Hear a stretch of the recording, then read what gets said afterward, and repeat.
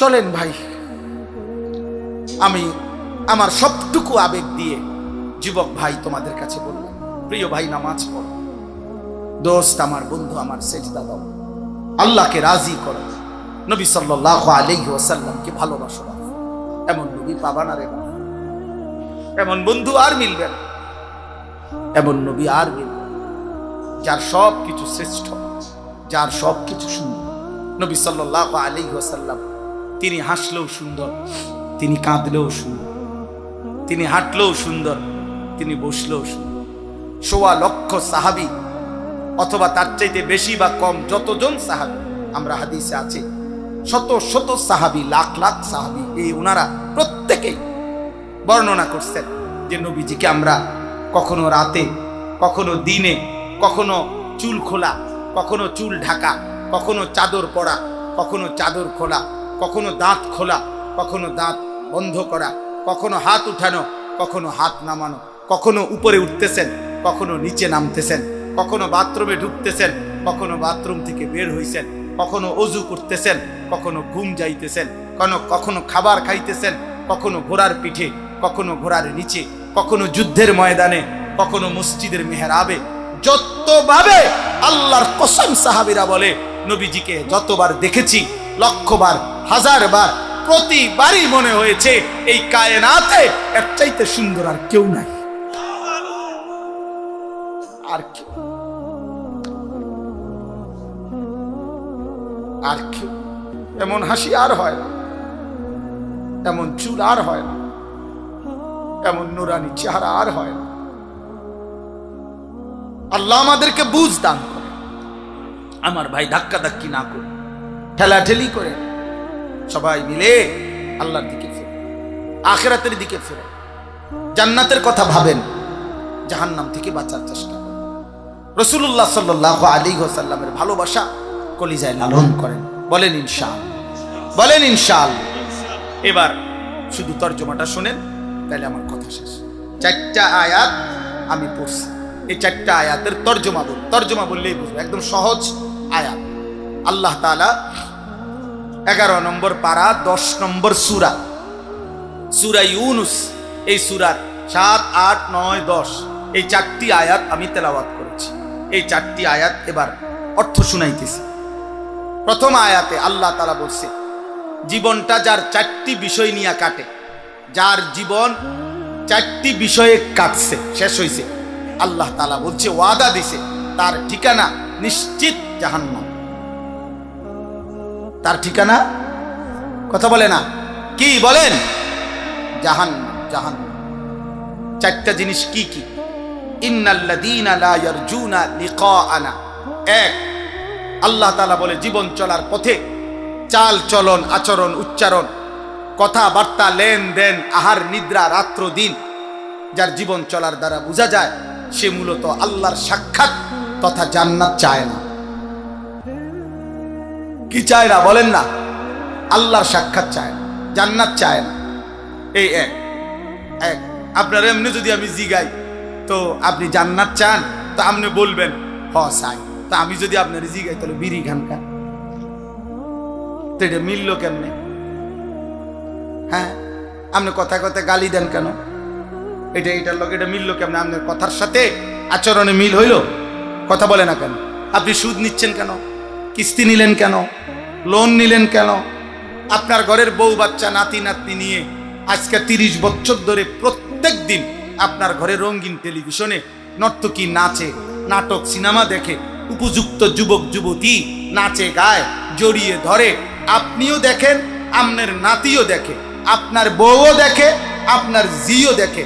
এই পৃথিবীতে গবেষকদের, ইসলামী গবেষকদের কথা হলো, আসমানের নিচে, জমিনের উপরে ওই অভিভাবক সবচেয়ে বেশি রুচিহীন, সবচেয়ে বেশি নিকৃষ্ট, যাদের উপস্থিতিতে তাদের অপ্রাপ্ত বয়স্ক বাচ্চা কাচ্চা এই নর্তকীর নাচ গান, নাটক, সিনেমার উদ্দাম নৃত্য দেখে, অথচ অভিভাবক জানে, বোঝে, উপস্থিত থাকে আসমানের নিচে, জমিনের উপরে সবচেয়ে নিচু মানসিকতার, নিম্ন রুচির মানুষ ওই অভিভাবক, ওই পিতামাতা। ও আপনি শিক্ষিত, আচ্ছা থোন, আপনি শিক্ষিত লই আপনি ভাত খান, আপনার অনেক বড় চাকরি, 1 লাখ টাকা বেতন, 3 খান, আরো চেষ্টা করেন বেতন বাড়িয়ে দিন, যোগাযোগ করেন, ফাইল জমা দেন, টিয়া খাবার, আরো বেতন বাড়ি। উপার্জনকে কি বলে না ইনসান বলে না, আখলাককে বলে ইনসান। উপার্জনের ভিত্তিতে ভদ্রতা প্রমাণিত হয় না। কথা বলেন না, বুঝেন নাই কথা? উপার্জনের ভিত্তিতে কি প্রমাণিত হয় না? ভদ্রতা প্রমাণিত হয়। আখলাকের ভিত্তিতে, আখলাক চরিত্রের ভিত্তিতে, নৈতিকতার ভিত্তিতে ভদ্রতা প্রমাণিত। তাইলে 1 নাম্বার হলো আচরণে যার বোঝা যায় সে জান্নাত চায় না। 2 ওয়ারাদু বিল হায়াতিদ দুনিয়া, দুনিয়ার জীবন নিয়েই যে খুশি হয়ে আছে, এ খাইতেছে, ঘুমাইতেছে, পেশাব করতেছে, বাথরুমে যায়, টয়লেটে যায়, নাচে গায়, একবেলা উপার্জন, একবেলা বিনোদন, খাইয়া পইরা রঙ্গরসে চলতেছে। একবেলা 8 ঘন্টা ডিউটি করে, 10 ঘন্টা পরিশ্রম করে উপার্জনের জন্য, আর এরপরে বাকি টাইম বিনোদন। বিনোদন হয় টেলিভিশন, নয় মোবাইল, নয় সাজগোজ, নয় বন্ধুদের আড্ডা, নয় লম্বা কোনো ভ্রমণ, নয় কোনো ঢাকার থেকে মোটরসাইকেল সারে কক্সবাজার গিয়া থামে, হ্যাঁ, কোনো না কোনো মেয়ের সাথে গপসপ মারতেছে, এই ও মুরব্বীরা বসে বসে চা দোকানে বসে বসে আপনার বিড়ি খাইতেছে, বন দিয়া চা দিয়া ভিজাইয়া খাইতেছে, আর গপ মারতেছে, বুদ্ধি দিতে আছে। বাংলাদেশ বুদ্ধি দিয়ে সাইরা আলহামদুলিল্লাহ এখন আমেরিকারে বুদ্ধি দিতেছে। জাতিসংঘ তো মূলত চলে আমাদের বাংলাদেশের চা দোকানের বুদ্ধিতে। জাতিসংঘের মেইন যে অফিস, শাখা অফিসগুলো যেগুলা, এটা সব চা দোকান। জাতির শ্রেষ্ঠ সন্তান যারা, জাতির সবচেয়ে বুদ্ধিমানরা বসবাস করে চা দোকানে।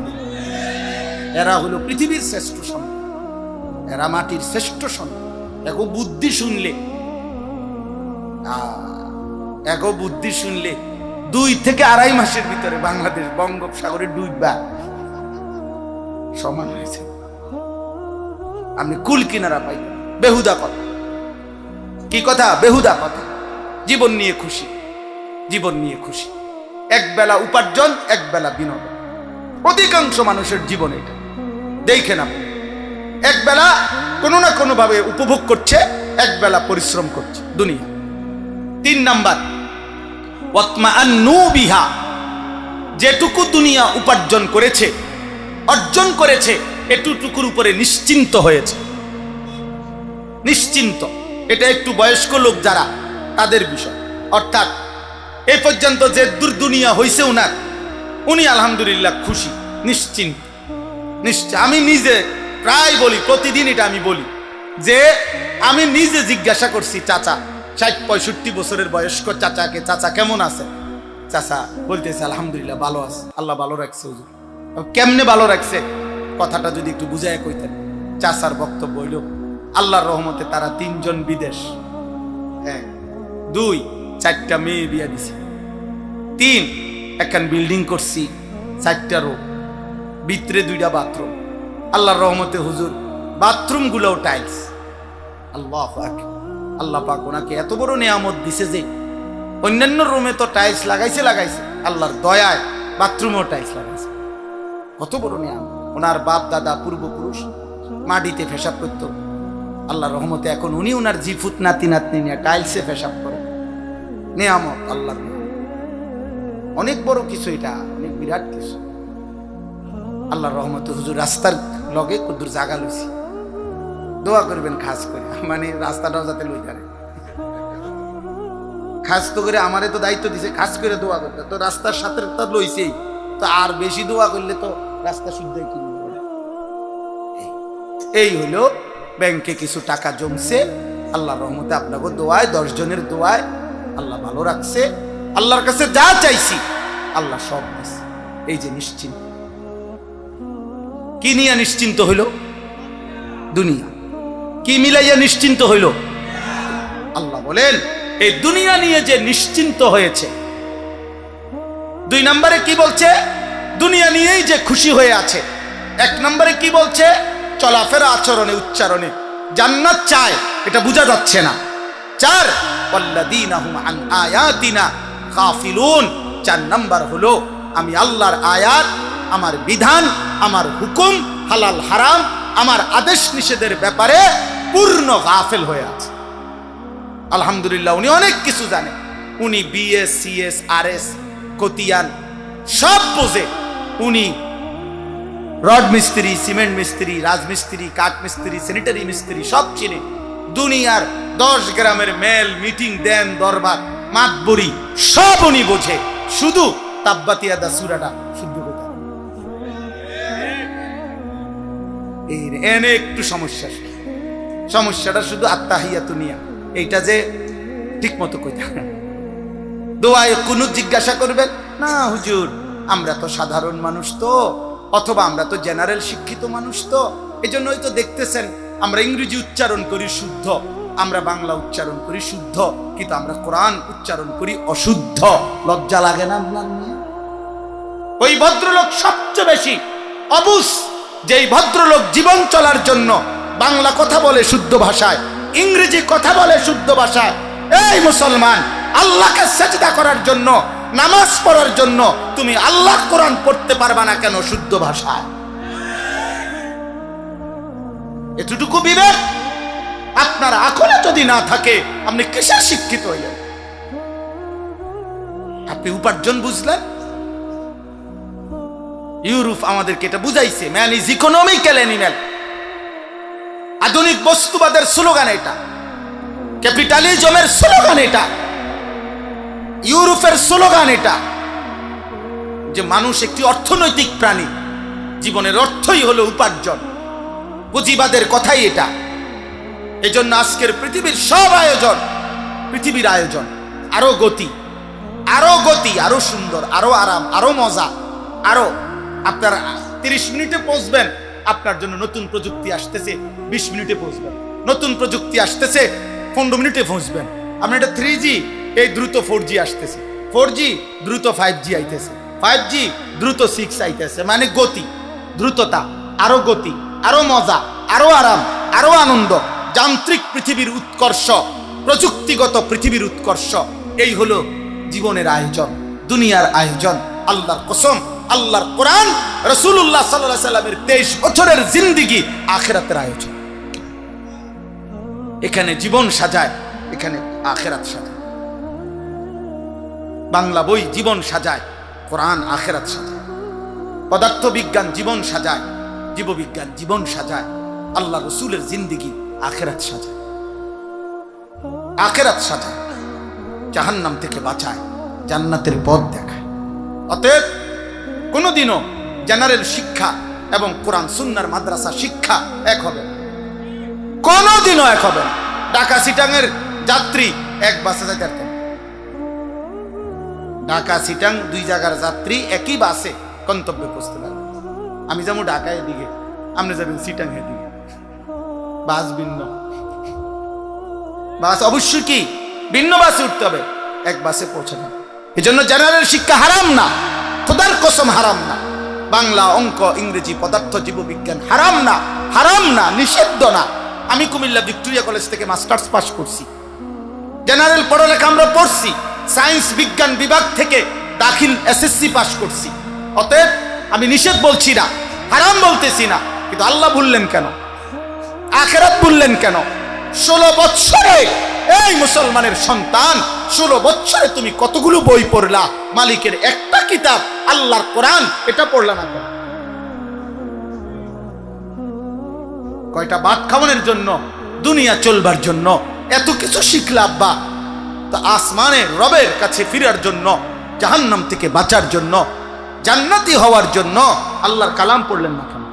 এটা হুজুরদের কিতাব, মাদ্রাসার কিতাব, এটা তো পৃথিবীর কিতাব, এটা তো জাতির জন্য, এটা মানবতার জন্য, এটা কুল কায়নাতের জন্য। আল্লাহ আমাদেরকে বুঝ দান করে। অতএব কোনোভাবে, কোন যুক্তিতেই কোরআন না পড়ে, সেজদা না শিখে, আল্লাহ রাসূলের সুন্নাত না জেনে মুসলিম পরিচয়ধারী কোন ব্যক্তি নিজেকে বুদ্ধিমান ভাববেন না, দৈন্তান নয়কান না। কোরআন বিহীন, সেজদা বিহীন, নামাজ বিহীন, তেলাওয়াত বিহীন, হালাল হারাম বিহীন মুসলিম পরিচয়ধারী কোনো ব্যক্তি বুদ্ধিমান হইতে পারে না। সে জাহেল, যাহে সব ডিগ্রি লইয়াই যাহে, এ আপনার জিডি সার্টিফিকেট এটি লইয়াই যায়। আমি বললাম আপনি বলে দিয়ে, না হইলে আপনার বুঝাইবার জন্য আরেকদিন ডেট করেন, আসুন কোন দিন আইতে হবে আপনি কই ইনশাআল্লাহ। অতএব আপনি আল্লাহকে চিনবেন। আল্লাহ বলছেন এই চারটা, তাহলে শেষ আবার বলেন। 1 নাম্বার, জীবন চলার পথে যার আচরণ দ্বারা বোঝা যায় যে জান্নাত পেতে চায় না। 2, যে দুনিয়ার জীবন নিয়ে খুশি হয়ে আছে। 3, যেটুকু দুনিয়া অর্জন করেছে এই দুনিয়া পেয়ে নিশ্চিন্ত হয়েছে। 4, আমি আল্লাহর বিধান, আমার হুকুম, আমার আদেশ নিষেধের ব্যাপারে যে গাফিল হয়ে আছে। উলাইকা মাওয়াহুমুন নারু বিমা কানু ইয়াকসিবুন। আল্লাহ বলেন তার সারা জীবনের অর্জনের বিনিময়ে এই মানুষগুলোর ঠিকানা শুধুই জাহান্নাম, জাহান্নাম, জাহান্নাম, জাহান্নাম। এই যে কোরআন শরীফ ব্যাখ্যা ছাড়া তর্জমা, মানে বাংলা তর্জমা, সাফ সাফ কথা, মানে এটা ব্যাখ্যা করার জন্য অতিরিক্ত অনেক তাফসির করতে হবে না, এই এমনি সোজা সোজা কথা। আমার শায়েখ আল্লামা মুফতি মুশতাকুন নবী কাসিম হুজুর অনেক সময় এটা বলে, আবেগে আবেগে মহব্বতের জোশ উঠলে হুজুর মাঝে মাঝে বলে আল্লাহর কেমনে কইতো, কি বাংলায় নি কইতো, আর বাংলায় নি বলতে পারে, এর চাইতে সোজা কথা আর কি হইতে পারে। 3য় আয়াত, এর বিপরীতে আল্লাহ বলেন ইন্নাল্লাযীনা আমানু ওয়া আমিলুস সালিহাত, নিশ্চয়ই যারা পূর্ণ ঈমানদার হয়েছে এবং সমস্ত নেক আমল করেছে, ইয়াহদিহিম রাব্বুহুম বিঈমানিহিম সুবহানাল্লাহ তাজরি মিন তাহতিহিমুল আনহারু ফি জান্নাতিন নাঈম। আল্লাহ বলে পূর্ণ ঈমানদার, পূর্ণ নেক আমলওয়ালা, আমি তোমাকে সুসংবাদ জানাইলাম বান্দা, তোমার ঈমান আমলের বরকতে ঝর্ণা ধারা বেষ্টিত নিয়ামতে নিয়ামতে ভরা জান্নাতে আমি আল্লাহ নিজে তোমারে পৌঁছায় দিয়ে আসবো। ইয়াহদিহিম রাব্বু, আমি পৌঁছাই তোকে বান্দা, আমি পৌঁছাই, আমি পৌঁছাই। আমার সেজদা দিও বান্দা, আমার জন্য ঈমান ঠিক রেখো, আমার বন্ধুর একটা একটা সুন্নাত মনে রেখো। আল্লাহ আমাদেরকে তৌফিক দান। ভাইয়া আমার বাপ, আমার অনেক রাত হয়েছে, আপনারা কষ্ট করছেন, আমার অনুরোধ ভাইয়া, নওজোয়ান ভাই তোমাদের কাছে অনুরোধ ভাই, আমার ঈমান বহুত বড় নিয়ামত, যাকে আল্লাহ দয়া করে দিছেন তাকে আল্লাহই দিছেন।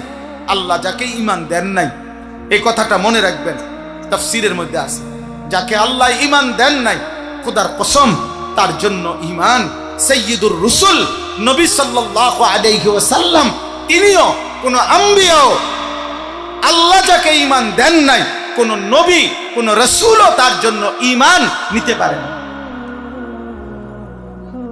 পারে নাই। আপনারা বলেন, একটা সহজ উদাহরণ, আল্লাহ নবী সাল্লাল্লাহু আলাইহি ওয়াসাল্লামের হাতে বহু লোক কালেমা পড়ছে কিনা? কথা বলেন না কেন? তো রাসূলুল্লাহ সাল্লাল্লাহু আলাইহি ওয়াসাল্লামের চাচা আবু তালেব, উনি কালেমা পড়লেন না কেন? কেন পড়লেন? 38 বছর নবীজির আদর্শ হাক করেছেন, নবীজিকে আগলাইয়া রাখছেন 38 বছর।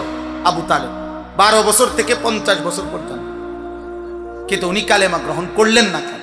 তাহলে ফয়সালা কোথায়? বলে না কোথায়? মালিক যদি বলে আমি ঈমান দেব না, তো আল্লাহ বলে বন্ধু আপনার হাতও নামায় দিন। নবীজি হাত তুলছিলেন, কোরআনে আছে সূরা তাওবা, চাচার ঈমানের জন্য। আল্লাহ বলছে না হাত নামা, দিতাম, দিমু না তো দিমু। কেন দিবেন না? আমার ইচ্ছা। পরে কেন দিলেন? আমার ইচ্ছা। হত্যাকারী ওমরকে ঈমান দিলেন, যে হত্যা করতে রওনা দিছে, হত্যার উদ্দেশ্যে তরবারি হাতে। আল্লাহ তাআলা বলছে আও আগাও, জামা বদলানোর জন্য তরবারির সাথে থাকো, জামা যেটা যেমনে আছে আগাও, আগাও, আসো সামনে আসো। তো কিছু দূর আসছে, রব্বুল আলামিন দিল ঘুরায় দিছে, আল্লাহর নবী সাল্লাল্লাহু আলাইহি সাল্লামের কাছে আসছে। সাহাবারা 39 জন সাহাবী ছিল নবীজির সাথে তখন। সাহাবারা তরবারি বের করে বলছে ইয়া রাসূলুল্লাহ, দেখেন প্রচন্ড রাগ আর গোসা নিয়ে আপনার বড় দুশমন ওমর ইবনে খাত্তাবের বেটা ওমর আসতেছে। আল্লাহর নবী সাল্লাল্লাহু আলাইহি সাল্লাম বললেন সাহাবা বসো, আসতে দাও। আসার পরে ওমরকে বলছে ওমর কেন আসছো? ওমর বলছে হে আল্লাহর নবী মুহাম্মদ, গর্দান নিতে নয়, গর্দান দিতে আসছে। তাহলে ফয়সালা কোথায়? হযরত ইব্রাহিম আলাইহিস সালামের হাতে বহু লোক কালেমা পড়ছে, কিন্তু ওনার আব্বা আজর কালেমা পড়লেন না। ফয়সালা কোথায়? হযরত নূহ আলাইহিস সালামের হাতে বহু লোক কালেমা পড়ছে, ওনার ছেলে কেনান কালেমা পড়লেন না। ফয়সালা কোথায়? এই জন্য আমার ভাই, আমি অনুরোধ করছি, যাকে আল্লাহ ঈমান দিছে, আমাদের যাদের জবানে কালেমা পড়ি, আমরা যারা বুঝি আমরা মুসলমান, আমরা জানি আমাদের নবী মুহাম্মদ, আমাদের রব আল্লাহ, আমাদের কিতাব কোরআন, আমাদের ধর্ম ইসলাম। এই আব্বা, এক ভাই হিসাবে অনুরোধ করলাম, এত বড় নিয়ামত, মালিকের এত বড় দয়া তুমি প্রত্যাখ্যান করো না, ফিরাইয়া দিও না। আল্লাহর নাফরমানি করে, কুফরি করে, আল্লাহর অবাধ্যতা করে ফিরাইয়া দিও। আল্লাহ তাআলা আমাদেরকে তৌফিক দান করেন, আল্লাহ তাআলা আমাদেরকে কবুল করেন। দাওয়াহুম ফিহা সুবহানাকাল্লাহুম্মা ওয়া তাহিয়াতুহুম ফিহা সালাম ওয়া আখিরু দাওয়াহুম আনিল হামদুলিল্লাহি রাব্বিল আলামিন। আল্লাহ বলে, আমার বান্দারা যখন জান্নাতে যাবে তাদের মুখে তিন জিনিস উচ্চারিত হবে।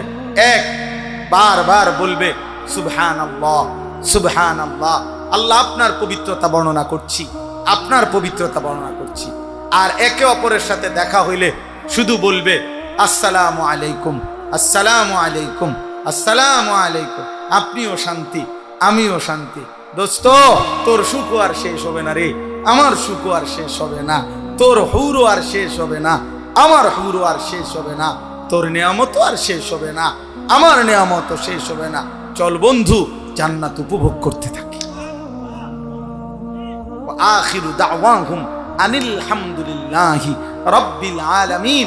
আল্লাহ তাআলা বলেন, আর আমার বান্দা জান্নাতের একটা একটা নিয়ামত উপভোগ করে প্রতিবারই বলবে আলহামদুলিল্লাহি রাব্বিল আলামিন। আপনার প্রশংসারে মাওলা, আপনি দিয়েছেন, আপনি দিয়েছেন, আপনি দিয়েছেন, আপনি। মনে করেন আপেল খাইছে জান্নাতি, তো ফেরেশতা জিজ্ঞাসা করবে, দোস্ত কেমন লাগছে? আলহামদুলিল্লাহ। মালটা খাইছে, কি অবস্থা ভাই, কেমন লাগলো, ভালো পড়লো?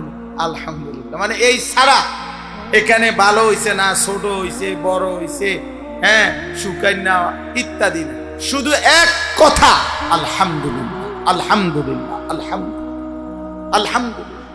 আল্লাহ আমাদের কেমন জান্নাত নসিব করেন। দিঘির পার যুব সমাজ এবং প্রবাসীদের এই উদ্যোগে আজকের এই সুন্দর আয়োজন আল্লাহ তাআলা কবুল করেন। প্রবাসীর ছেলে যারা এখানে, যদি কোনো প্রবাসীর ছেলে থাকো, হাত উঠাও। মানে বাবা বিদেশে থাকে এমন কেউ, এমনি হাত উঠাও, হাত উঠাও না, কোনো সমস্যা নাই। মাশাআল্লাহ মাশাআল্লাহ, আল্লাহ কবুল করে। প্রত্যেকের কাছে অনুরোধ হলো, প্রবাসীদের জন্য দিল দিয়ে দোয়া করা উচিত। আমার ব্যক্তিগতভাবে আমি যতবারই হজ উমরায় যাই, প্রত্যেকবারেই আমি হজ উমরার সময় এই প্রবাসীদের রোমে রোমে যাই, প্রবাসীদের সাথে কথা বলি। প্রবাসীদের ক্ষেত্রে আমার অনেক মহব্বতের সম্পর্ক আছে। আমার দোস্ত, আমি আমার জীবনে শত শত প্রবাসীকে দেখছি যে হাসির চাইতে চোখের পানি ফেসে দেয়। কসম খোদা, যে কাঁদে বেশি হাসে কম। এইবারও হজ্জের মধ্যে আমার এই গত হজ্জের সময় এক প্রবাসী আল্লাহর ঘরের সামনে জড়ায় ধরে চিৎকার দিয়া কাঁদছে, কাইদা বলতেছে, হুজুর আমাদের জীবনে, হুজুর আমার জীবনের কোনো সুখ নাই, কোনো আনন্দ নাই। আমি বললাম মানে? মানে হলো হুজুর, যা 17 বছর বিদেশ করি, এই 17 বছরে কাউরে খুশি করতে পারি নাই। যাকে যে পরিমাণ মা ভাই বোন আত্মীয় স্বজন, যাকে যে পরিমাণ টাকা দিছি, তারা পরবর্তী মন্তব্য এটাই করছে, তে ইচ্ছা করলে আরো দিতে দিছি 5,000, কইছে কইতে চাইলে আরো 5,000 টাকা বাড়াই দিতে। বইনেও কইছে, জিও কয়, ফুতেও কয়, মাও কয়, স্ত্রীও। এই জন্য কোনো অঙ্কের টাকা দিয়েই কোনোদিন খুশি করতে পারি, বারবারই মনে করে আরো দিতে পারি। অথচ আমরা এখানে হুজুর কেমনে থাকি, কেমনে খাই, কত দুঃখের বেদনা হুজুর, কোনোদিন বিবি বাচ্চার কাছে বলি না। ওরা যে কাঁদবে, ওরা যে কাঁদবে। এক প্রবাসী আমারে জড়ায় ধরে বলছে, হুজুর আমগো কোনো দেশ নাই, আমাদের জন্য দোয়া করবেন। আমি বললাম মানে? মানে হুজুর এই সৌদি আরবে যখন থাকি, তো এই সৌদি মানুষ আমগরে প্রতিদিন বলে প্রতিনিয়ত আজনবী। আমরা তো এই সৌদির মানুষ না, আমরা আজনবী, অপরিচিত মানুষ, আমরা আজনবী। আবার আমরা যখন দেশে যাই, হুজুর দেশের মানুষ কয় আমরা বিদেশি, আমগো দেশ কই, বুঝেন নাই হিসাবটা? এনও কয় আমি আজনবী, আবার দেশে গেলেও কয় আমি প্রবাসী বিদেশি। তো আমার দেশ কই? আমার তো কোনো মাটি নাই। এইরকম কষ্টে এই কিছুদিন আগে কাতার এক যুবক আমারে মহব্বত করে, ওই বড় মোবাইলে যে ছবি দেখা যায় ইমু, এমনি কথা কইছে আমার সাথে, মানে কথা বলছে আর কি, রাত্রে 1:30-1টার দিকে। তা আমি তাকাইয়া দেখলাম যে সে কথা বলতেছে, যখন তার যে খাটটা এটার উর্ফে আরেকটা মানুষ শুয়ে রয়েছে। আমি বললাম ভাই এটা কি? তা হুজুর আমার মতো আরেকজন প্রবাসী, উনি আমনের দিকে তাকায় রয়েছে হুজুর, উনি উপরে শোয়, আমি নিচে শুই।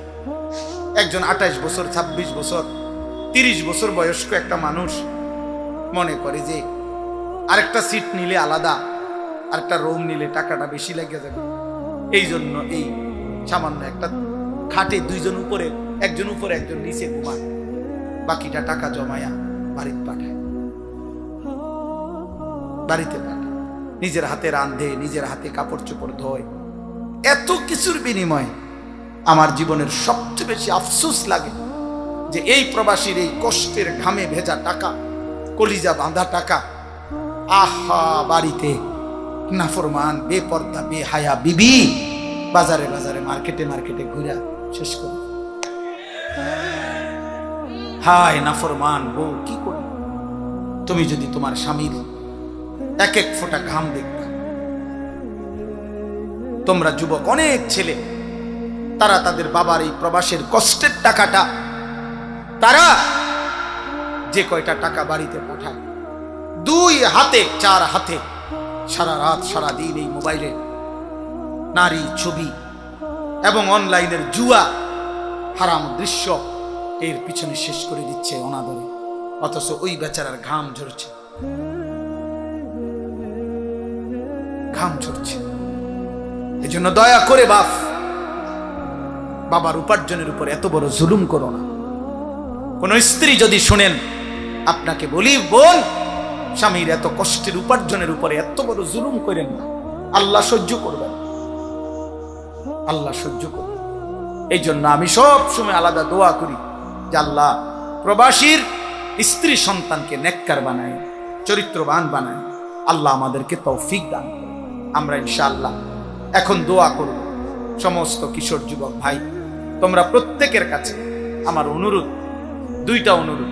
1, চোখের হেফাজত করো ভাই, নজর হেফাজত করো, নারী ছবি অশ্লীল দৃশ্য দেখো না। 2, ফজরের নামাজ জামাতের সাথে পড়ো। বলো ইনশাআল্লাহ।